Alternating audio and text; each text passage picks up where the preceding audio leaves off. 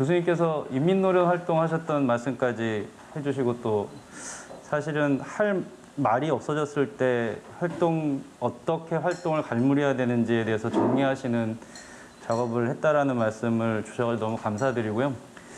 교수님, 저도 책이 어려웠는데 우리가 했던 운동을 청산이 아닌 계승해야 될 대상으로서 한번 정리해 주신 글을 저희들이 굉장히 귀하게 읽었던 기억이 나서 오늘 함께 좀 읽어보려고 했었습니다.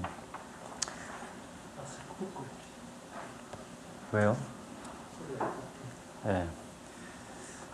예, 2페이지부터 같이 보시겠습니다. 대성학원 스타일로 하겠습니다. 첫 번째는 한국 사회가 발전해서 완성된 자유주의 그리고 개인주의를 목격하는 얘기부터입니다. 윤석열과 이준석을 보면서 저희들은 하나의 불쾌감을 목격합니다. 좋으신 분들은 나가주셔도 되고요. 그 불쾌감이 근데 구체적으로 무엇일까? 그것을 감정을 떠나서 이제 해명해 보려고 하는 겁니다. 요새 문제가 되고 있는 연세대학교 청소노동자를 연세대 학생이 고소한 사건이 있죠. 거기 사진에 보시면 그 학생 3명이 고소를 했다고 합니다. 3명의 학생이 고소를 했으니까 실제로는 이러한 행동까지 나서지 않았던 지지자들과 동조자들도 더 있겠죠. 그리고 이것이 익명 게시판에서 지금 논란이 되고 있을 때 단순하게 철없는 애들로 비하되는 게 아니라 오히려 이 학생들을 비난하는 목소리가 비판받는 현상이 지금 익명 게시판에서 나타나고 있습니다. 이 학생이 뭐라고 했는지 그 JTBC 뉴스보도 코멘트를 보시면 교수님 말씀이 안 들릴 정도의 소음이었고 이것은 학생들을 대상으로 한 폭력이라고 봅니다. 이게 뭐냐면 그 청소노동자분들이 처우 개선을 요구하시면서 그 학생회관 앞에 있는 공터에서 점심시간마다 집회를 하고 계시거든요. 그걸 얘기를 하는 거예요. 그런데 뭐라고 했냐면은 추후에도 계속 장기적으로 나에게 트라우마가 될 수도 있을 것 같아서 고소를 했다라고 이야기를 합니다. 이 학생이 자신의 개인의 자유와 권리를 침해한 행위에 대해서 그 권리를 침해당한 경우에는 소송이라는 국가제도를 통해서 권리를 회복하라는 자유주의 그리고 개인주의 원리에 따라서 행동을 한 겁니다. 그 학생의 입장에서는 이 행동은 완전히 논리적으로 정당한 것이고 비판받을 여지가 없는 것이죠.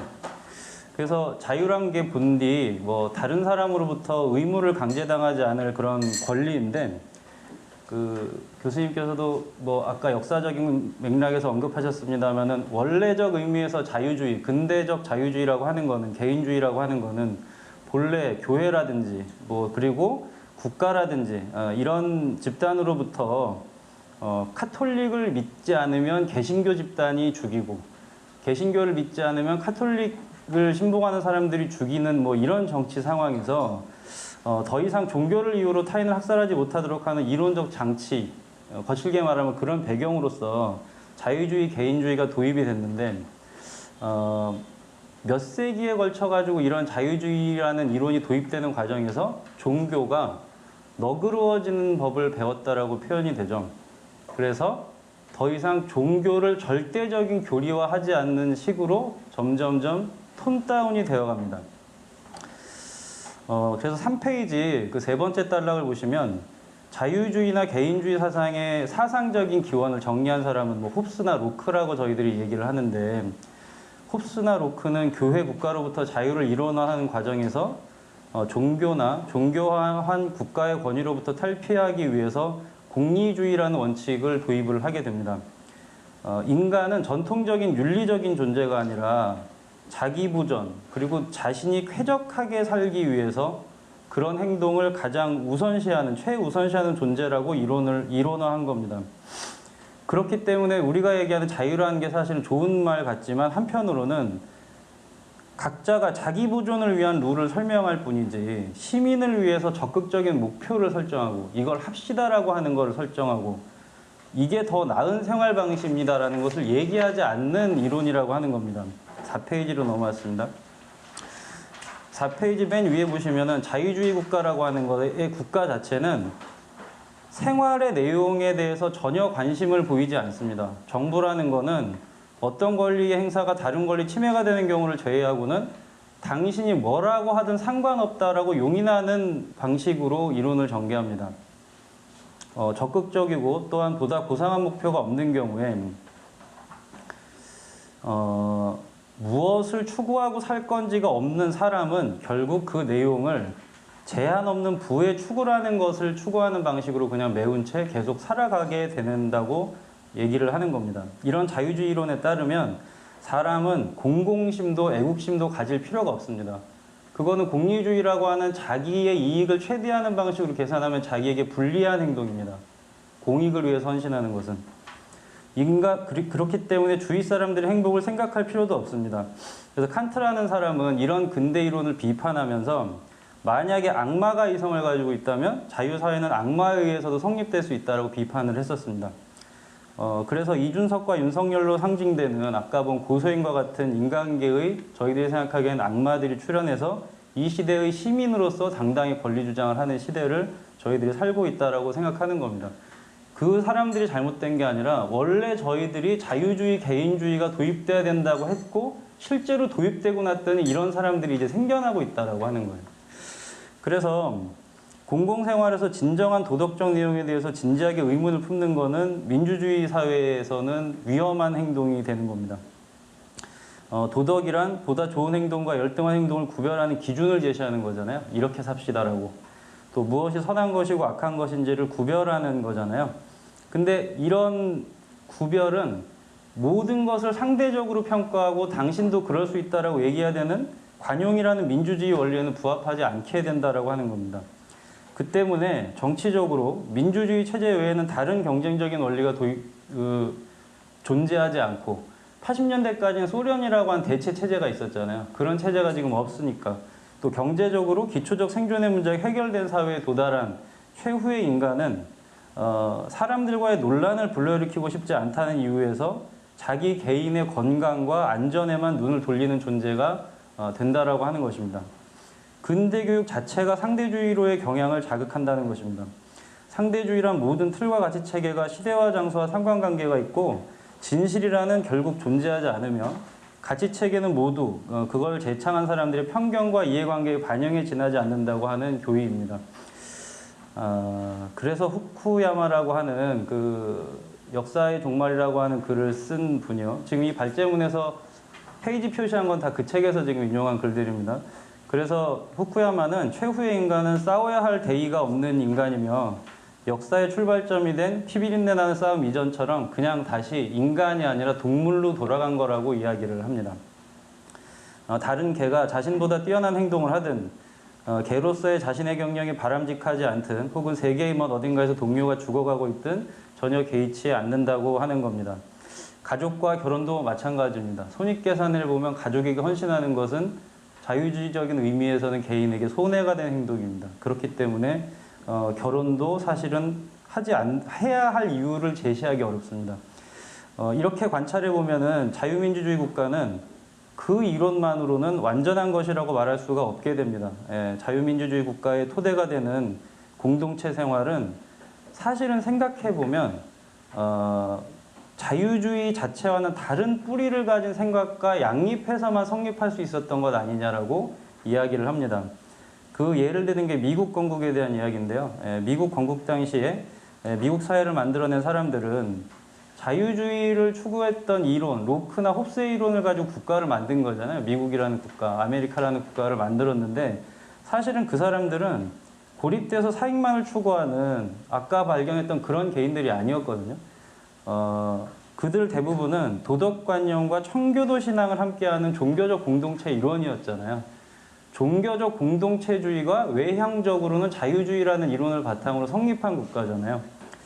그래서 어떤 의미에서는 그래서 차분히 생각해 보면 전통적인 자유주의 그 원리는 견고한 공동체를 유지하는 데 빼놓을 수 없는 자유주의 이전의 가치들을 침해하게 되고 이게 발전하게 되면 자유주의 사회의 자기 유지 능력 자체를 침해가게 되는 건 아니냐 이런 문제의식을 전달하고 있습니다.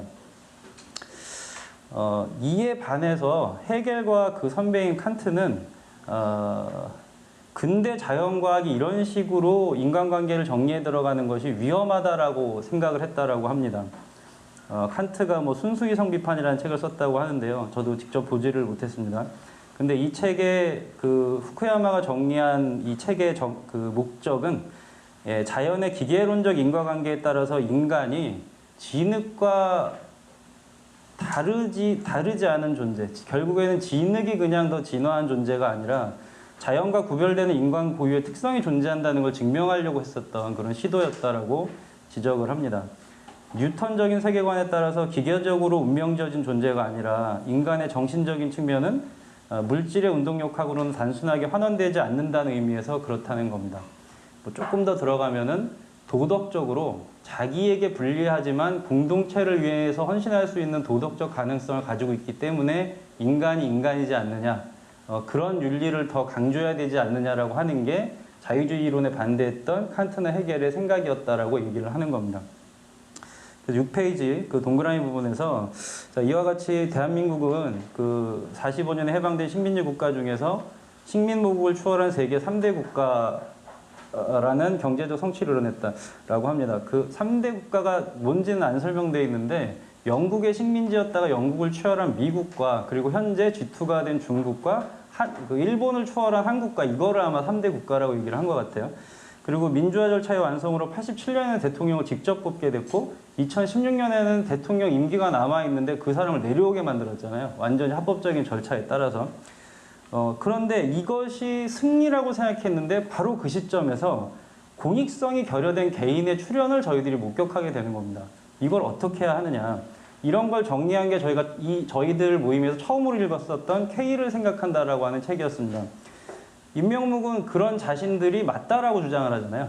그래서 20대 남자들이라는 자신들의 호명에 대해서 첫째로 386으로 대표되는 민주화운동 집단은 과거의 농촌 공동체주의를 현대사회에 잔존시키려는 구시대의 저항에 불과하다라고 폄훼를 하고 절대적으로 옳은 윤리적 방침이라는 건 존재하지 않고 조국을 보니까 당신들도 자기기만적으로 살고 있으니까 학교, 중고등학교나 대학 교육은 오로지 기술만을 교육할 뿐 윤리교육을 하지 말라라고 주장을 하지 않습니까?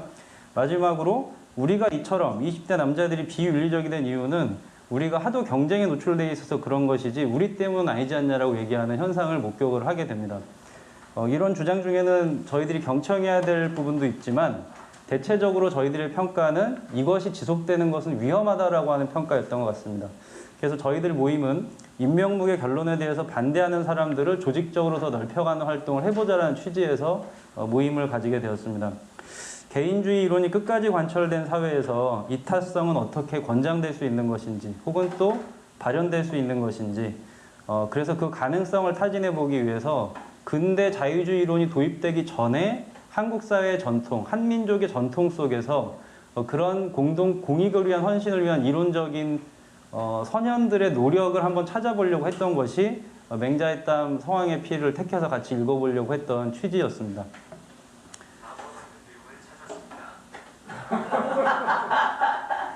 기가 막힌 추임새가 되었습니다. 그래서 4장을 다 읽어오신 거죠? 예, 눈이 일제히 회피되는 것을 보았습니다. 그래서 이제 맹자의 땀 얘기로 들어가는데요. 그 맹자의 땀이란 책이 너무 귀했던 건 저희가 이 한 권으로도 유학을 한 번에 이해했다고 할 수는 없잖아요. 신유학이라고 하는 것을. 그런데 교수님께서 강조하신 것처럼 조선을 망하게 했던 구이론이라고만 알았던 신유학이라고 하는 게 이렇게 치열한 윤리성을 담고 있는 것이구나라는 것을 저희들에게 소개해준 굉장히 고마운 책이라고 생각을 하게 되었습니다. 그래서 교수님께서 책에서 굉장히 강조하셨던 두 권의 책이 있었어요. 그래서 이 발제문 맨 앞에 있는 그 역사 속의 성리학이라고 하는 책과 그 다음에 누구시죠? 중국의 자유전통이라고 하는 이제 두 권의 책이 있는데요. 그 외국인의 시각에서, 그러니까 외국인들은 중국이라고 하는 새로운 G2로 성장할 수 있는 중국을 이해하기 위해서 중국학이라는 걸 선정하고 이렇게까지 깊이 또 파고들었던 것 같아요. 그래서 그분들의 시각에서 오히려 신유학이란 이런 것이다를 정리하고 나니까 저희들도 이해하기 좀 쉬웠던 편이 있었던 것 같습니다. 자, 7페이지서부터 다시 보겠습니다. 공동체를 가능하게 했던 과거의 윤리는 그럼 뭐였느냐? 사랑이라고 합니다. 신유학을 정리하자면 사랑하라라는 이론이라고 정리가 되더라고요. 두 번째 단락입니다. 갑자기 뜬금없다는 분위기가 돼가지고 신유학자들이 11세기의 다른 지식인들과 구별되는 거죠. 11세기가 이제 송나라가 기록했던 무렵인데요. 천지의 과정에 관심을 가진 게 신유학자들이 다른 그 유학자들과 다른 점이었었다라고 얘기합니다. 생명을 창조하는 과정이 도덕의 진정한 기초이고 따라서 정치의 기초이기도 하다라고 생각했다는 겁니다. 이게 앞서 저희가 임명묵이나 최근에 20대들이 얘기했던 것과 정반대되는 윤리가 이제 도출되기 시작하잖아요. 생명을 창조하는 세계의 질서에 합체하도록 인간이 사랑을 실천하는 과정이 정치의 본질이라고 얘기를 했다는 거예요. 자, 그걸 하기 위해서 도통이라고 하는 개념이 신유학자들에게 특징적인 개념입니다. 8페이지부터 보시면 유럽은 16세기나 18세기 초반에 걸쳐서 군주가 아니라 법에 의한 지배를 추구하는 정치체제 변화가 일어나잖아요. 뭐 제일 첫 번째가 뭐 마그나 카르타인가요? 그것부터 시작해서 왕이 구속되는 법을 만들기 위한 일련의 활동들이 일어납니다. 그런데 그때서야 일어난 유럽에 비해서 11세기의 신유학자들이 주장한 정치적 내용이 그에 준하는 내용이라고 하는 거예요. 왕도 구속돼야 되는 헌법적인 원리를 만들어내려고 했던 것이 신유학자들이라고 하는 겁니다. 이걸 이해하려면은 약간의 설명이 필요해서 중국의 역사에 대해서 잠깐 적었습니다. 같이 보시면 중국의 전기 제국이 있었다고 해요. 하은 주나라부터의 전통을 전기 제국 비전이라고 하더라고요. 이때에는 강력한 통치자가 주민들을 통괄하고 자연히 제 길을 가게 하면서 인간과 하늘을 매개했다라고 합니다. 그것을 했던 사람이 요순이잖아요. 요나라와 요임금과 순임금은 그것을 어떻게 했느냐? 요순 시대와 비교적 가까운 시기인 진 2대 황제요. 진시황의 아들이요. 진시황의 아들이 그 승상인 이사에게 했던 말에서 단면을 엿볼 수가 있습니다. 따옴표한 부분 보시면은 요임금이 천하를 다스릴 때는 장식 없는 허름한 집에서 질그릇에다가 밥과 국을 먹었고 황하의 우임금은 황하에 막힌 곳을 뚫어서 바다로 통하게 할 때 정강이의 털까지 닳아 없어지고 손발에 못이 박혔다라고 하는 겁니다. 진 2세 황제는 나는 그렇게 못해라고 하면서 이 말을 했던 거거든요. 그런데 그 신유학자들이 보기에는 이렇게 일을 하고 자기 아들이 아니라 더 뛰어난 사람에게 왕위를 계승했던 요임금과 순임금 시대는 이상적인 정치가 실현됐던 시대라는 거예요. 그런데 그것이 그 두 번째 단락이요. 11세기 송나라 시대에는 이미 국가가 그렇게 통치되지 못하는 시기, 우리 황제는 요순이 아니라는 걸 사람들이 다 알던 시기라고 하는 겁니다. 그래서 전기제국 비전은 신빙성을 잃었기 때문에 신유학이라고 하는 것은 중국 제국을 어떤 이데올로기로 통합적으로 지도할 것인지에 대해서 지식인들이 제국적 차원의 대응을 하기 위한 하나의 모델로서 제시됐다라고 하는 겁니다. 신유학에 의하면 통치자는 이제 그런 성인이 아니라요, 그냥 보다 인간인 겁니다. 인간 중에 한 명. 통치자도 이제 선비들이 하는 식으로 학문이라는 것을 통해서 자신을 수양해야 한다라고 주장되기 시작했습니다. 주민들의 지지를 유지하는 것은 봉동선에 봉사하게끔 정부를 운영하는 데 성공하느냐의 여부에 달려 있었다는 겁니다. 이에 따라서 신유학자들은 절대적인 권력을 행사하는 황제에 대해서 입헌적인 도전을 진행했다라고 하는 겁니다. 그 핵심이 도통입니다. 도통은 뭐냐면 아까 얘기했던 이상적인 그 국가의 상인 요순 시대의 질서를 정리한 사람이 공자와 맹자인데 그때까지는 중국이 제대로 통치되고 있었는데 그것이 끊어졌다는 거예요. 근데 그 맥이 끊어진 맥을 다시 이렇게 통치해야 된다라고 찾아내고 이어준 사람들이 우리다라고 주장을 하기 시작했습니다. 신유학자들 자신이다. 정의, 정오라고 하는 사람이 비로소 그것을 11세기에 발견했다라고 이야기를 하는 겁니다. 그래서 그 약간 중국 역사를 같이 보자라고 하는 겁니다. 요순 시대에는 세계가 질서가 잡혀 있었고 그 질서를 기록한 것이 공자였다고 하는 거예요. 그 신유학의 첫 번째 시대입니다. 고대 시대. 근데 공자, 맹자 이후로는 어떻게 세상을 다스려야 하는지에 대한 이론이 존재하지 않아서 세상이 어지러워졌다라고 합니다. 둘째 시기입니다. 도가 정부에서도 행해지지 않고 학자들도 어떤 것이 도인지 이해되지 못하고 있던 시기. 근데 정의, 정오 형제가 다시 유학의 핵심 원리를 호련히 깨달아서 이 도를 다시 전하게 됐다라고 하는 겁니다. 도가 정부에서는 실현되지 않는데 민간 학자들은 도를 알고 있는 시기. 예, 이런 시기라고 하는 겁니다. 이 세 번째 시점에서 도덕적인 인간들, 세계의 기초가 되는 사랑의 윤리적인 실천을 자임한 사람들은 정부가 그들에게 협조하든 협조하지 않든 사회에 대해서 자신들이 무언가 역할을 해야 된다는 책임감을 스스로 자임하면서 행동하기 시작했다라고 하는 게 신유학의 특징입니다. 이거를 기독교적 세계관과 대조한 부분은 자료로 그냥 보셨으면 하고요. 10페이지로 넘어가겠습니다. 자, 이제 도통 부분을 정리해 보겠는데요. 신유학자들의 도통관에 의하면 이론적으로 현재의 왕통, 현재 지금 왕이 있잖아요. 예를 들면 조선이라고 하면 이성계가 있잖아요. 현재의 왕통보다 도통의 계보가 윤리적인 정당성이 있다는 거예요. 고대에는 성왕이 있고 그 사람이 다스리는 게 윤리적으로 정당했지만 현재의 통치자들은 그냥 힘이 세서 권력을 준 패권 혹은 패왕일 뿐이다라고 표현을 합니다. 만약에 이 이론을 그대로 관철한다면 신유학자들은 현재의 왕에 대한 충성을 거부하고 도통을 계승한 자가 왕이 돼야 된다고 주장할 수도 있죠. 이를테면 공자가 왕이 됐어야 된다 이렇게 주장을 한다는 거예요. 예, 조선시대로 옮겨오자면 송시열이 왕이 됐어야 된다라고 주장할 수 있다는 거예요. 왜냐하면 그 도통은 우리가 계승하고 있으니까.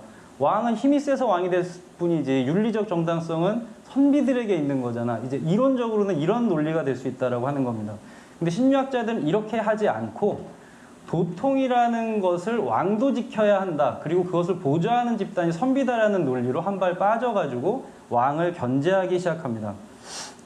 그래서 천명은 통치자가 아니라 올바른 학을 수행하는 사람들에게 옮겨져 왔다는 의미가 된다는 거죠. 그래서 도통에 왕이 종속된다고 주장하면서 도통을 왕권을 견제하는 입헌적인 원리로 이제 승격시킨 것입니다. 아까 교수님께서도 16세기, 17세기 눈에 보자면은 오히려 중국과 조선에서의 정치가 훨씬 더 선진적인 정치였다라고 말씀을 하시는데 사실 그렇잖아요. 들여다보면 저희가 그런 교수님이 말씀하신 레이시즘이라고 하는 눈을 빼고 보면은 헌법이 있는 거예요. 당대의 지식인들이 다 공유하고 있는 도통이라고 하는 헌법이 있고 왕이 거기서 어긋나는 행동을 하면은 교수님 말씀대로라면은 그 구약에서의 예언자들 수준으로 비판을 한다라고 하는 거잖아요. 뭐 그런 이제 얘기들이 이제 진행이 되는 겁니다. 10페이지 뒷부분은 조금 생략을 하고요.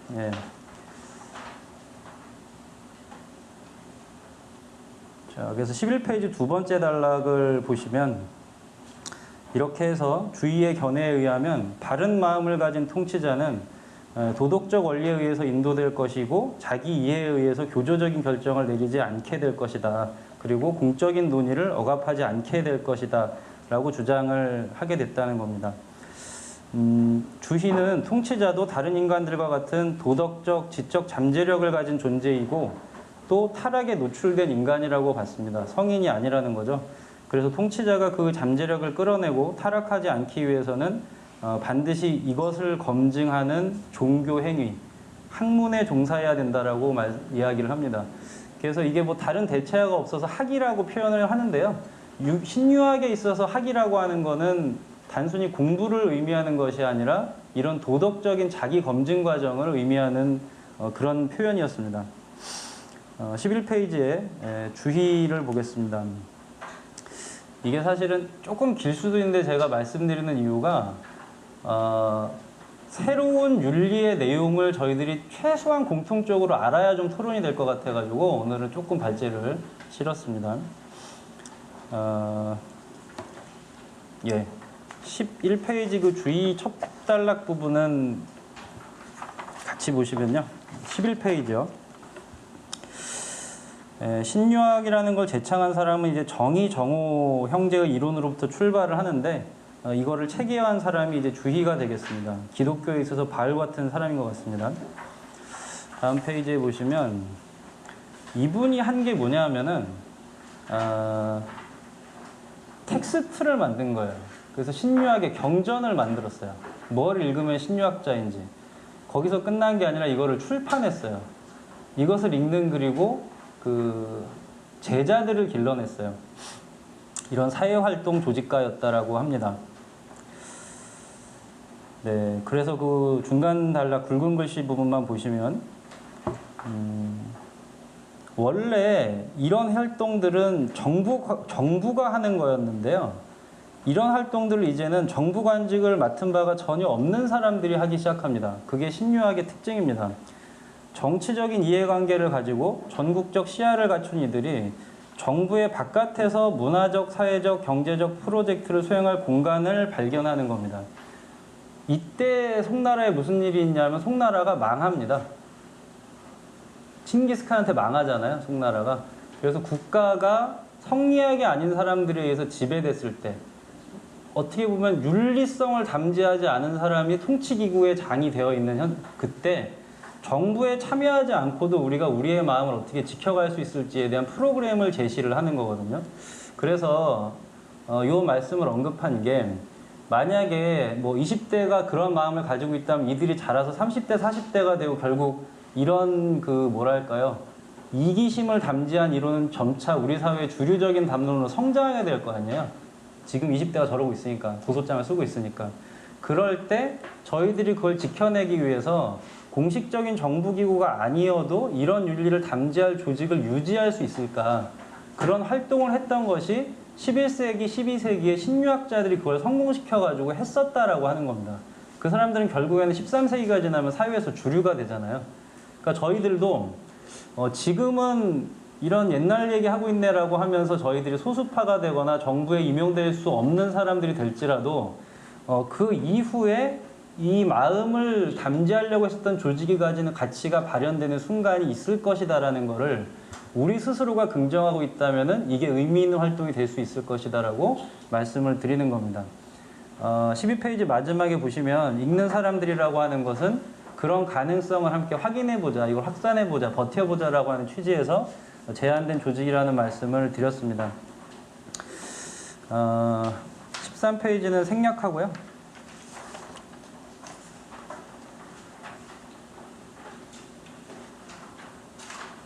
네, 14페이지로 가서요.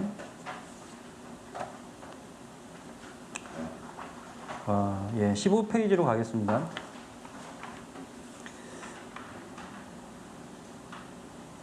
그 두 번째 단락에 장제는이라고 한 부분 있잖아요. 그 부분만 저희들을 같이 보시면, 예, 꼭 같이 읽어야 된다고 생각해서 담아왔는데 제가 발제를 하니까 되게 민망한 표현이네요. 한번 같이 보시면 뭐 태허 얘기가 나오고 기 얘기가 나옵니다.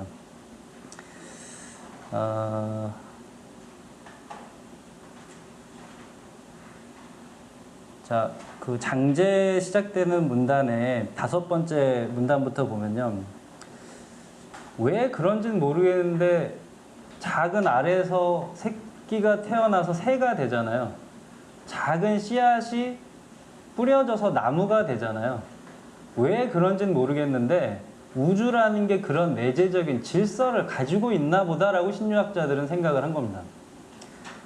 그래서 개인도 사실은 그런 우주적인 질서를 담지한 존재다라고 이야기를 합니다. 천지의 핵심에 생명을 부여하는 어떤 것이 존재한다. 이분들이 그게 뭔지는 모르죠. 예.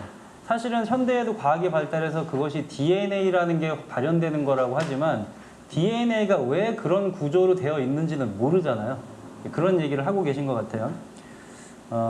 그래서 이게 생명의 엔진이자 창조 그 자체인 것이기 때문에 모든 인간이 이런 생명의 엔진을 가지고 있지만 사람마다 기질과 이기심을 가지고 있어서 사람들이 조화로운 사회를 건설할 잠재력을 실현하는 것을 방해할 수 있기 때문에 특히 사물들은 그런 사람의 이기심과 기질을 자극해서 마음의 진정한 본성과 조화를 못 이루도록 하기 때문에 신유학자들은 학문이라는 활동을 통해서 기질을 통제하고 몸을 훈련하는 과정을 해야 한다. 그래서 학의 목적은 누구나 가지고 있는 도덕적 본성으로부터 세상의 이치를 감지해서 개인적 기질로부터 나오는 욕망을 이겨내도록 통제해야 되는 것을 권장한다라고 되어 있는 겁니다. 거듭 말씀드리지만 이게 요새의 개인주의적인 사조에 대응하는 윤리라는 차원에서 계속 말씀을 드리는 겁니다.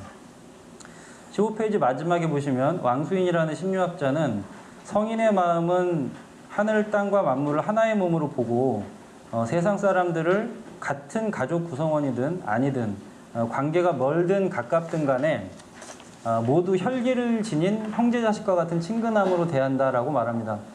그래서 그는 세상 사람들이 늘 안전하기를 바라고 그들이 가르치고 기르기를 원함으로써 만물과 한 몸이고자 하는 마음을 실현한다라고 이야기를 합니다. 이렇게 심리학자들은 모든 창조물을 천지 만물이 단일한 기원과 단일한 전개를 가진 일관되고 통일된 전체라고 생각을 했었습니다. 이렇게 생각한 사람들이 떠오르시지 않나요? 이렇게 생각한 사람 중에 한 명이 불교인들이잖아요. 불교의 세계관이 좀 이렇잖아요. 불교에 대해서 심리학자들은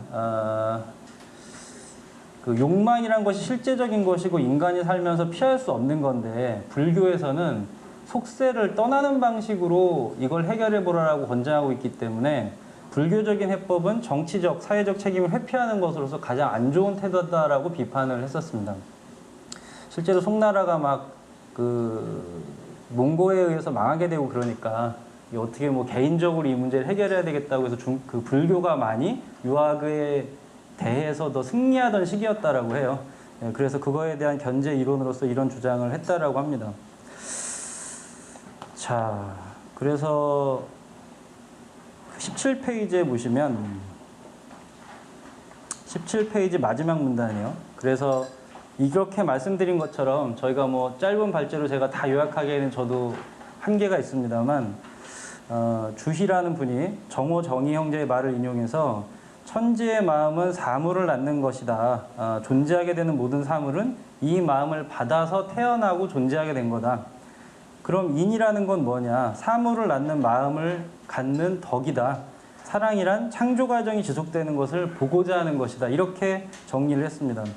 이런 관점에 따르면 각 개인의 역할은 조화롭고 통합된 창조 과정이 튼실히 지속되게끔 도와주는 게 각자의 역할이 됩니다. 개별 원리들과 행위들을 공부할 때나 상황들을 대응할 때 이런 관점을 견지해야 된다라고 이야기를 합니다. 이게 한번 신유학을 요약해서 설명해 보려고 했는데 쉽지는 않았는데요. 그래서 결론적으로 이런 말씀을 좀 드리면서 마무리할까 합니다. 국가나 사회라고 하는 공동체의 내용이 뭘까? 그 18페이지를 보시면 자유주의나 개인주의만으로 사회가 구성될 수 없잖아요. 미국도 사실은 그렇지 않았잖아요. 그 주도자들은.